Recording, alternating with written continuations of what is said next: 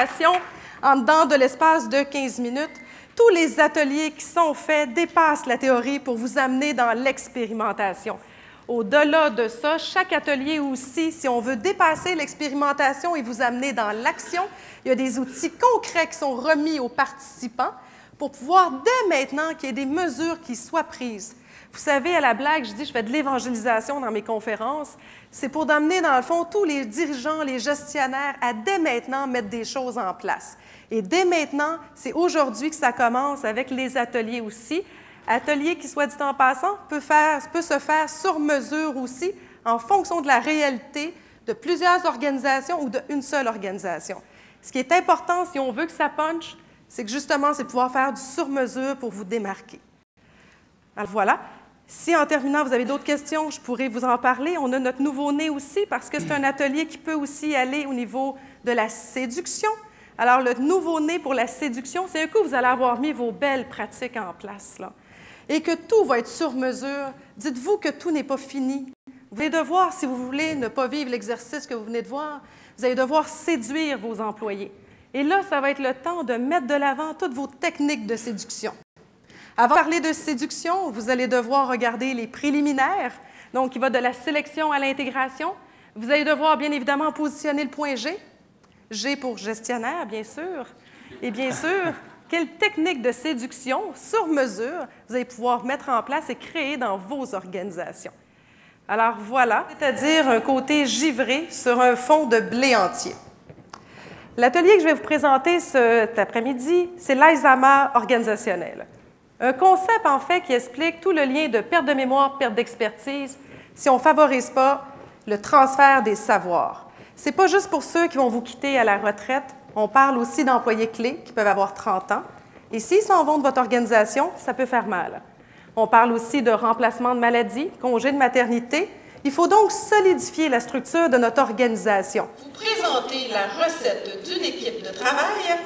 Alors, on va regarder par la suite. Mais qu'est-ce qui vient pimenter tout ça et c'est quoi les stratégies qui peuvent être mises en place? Au niveau de la recette, allons-y donc avec une grosse tasse de connaissance des besoins de vos employés, avec une petite pincée finalement de gestion des différences. Encore faut-il dès le départ, peu importe ce que vous voulez mettre en place, que vous connaissiez qu'est-ce que vos gens veulent avoir. C'est quoi les besoins? Est-ce qu'on veut faire ici une tarte aux pommes, un gâteau au chocolat ou un braisé au bœuf? C'est pas toute la même chose. Ce qui va vous permettre d'arriver avec une relève ciblée pour assurer un transfert. La relève dans une recette, c'est votre moule. On a des moules triangles, carrés, rectangles, ronds. Donc, il n'y a pas un individu qui est pareil. Et vous allez par la suite y aller en positionnant une petite pincée d'orientation liée à vos objectifs pour que tout le monde s'enligne dans la même direction. Mais à la base de la recette, il y a quelque chose de très spécial. Et c'est vos épices secrètes. Ça, là, c'est les caractéristiques de vos individus, de votre équipe de travail. Au fin de la présentation, je vais vous en nommer quelques-uns, et par la suite, on verra c'est quoi finalement qu'on fait avec tout ça. Par exemple, vous avez le persil. Ça, le persil, là, c'est celui là, qu'on en retrouve partout. Dans toutes les recettes, il y en a plein de persil, plein partout. Ça, l'individu, le persil, c'est lui qui a le nez fourré partout. Mais en même temps, c'est votre joueur clé, c'est votre satellite. Parce que lui, il va se promener partout, il va la passer l'information.